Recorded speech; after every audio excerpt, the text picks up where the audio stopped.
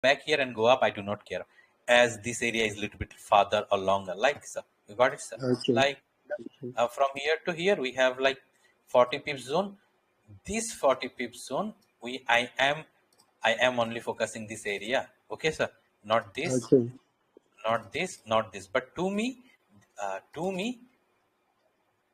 this one is perfect. So if it come here, I will go for the buy. Okay. Okay. Okay. Now it may come back here, so I will miss it because remember, sir, showing off and going against and fight with the market is not our job. Okay, our job is Mm. go with the easiest way. So for me, this is the easiest way. Okay. I Yeah. will have the room. I will have the room, right, sir? Now Yeah. look, I have a setup in here. I have a setup in here. I have a setup in here. It's a very big zone. I enter on here. Market maybe come back for this. As this from here to here is not also too much. 30, 40 pips, Mm. right? So it may come Yes. back and start reacting from here. Okay, sir. So Yes. this is the top down analysis. So CMP is nothing.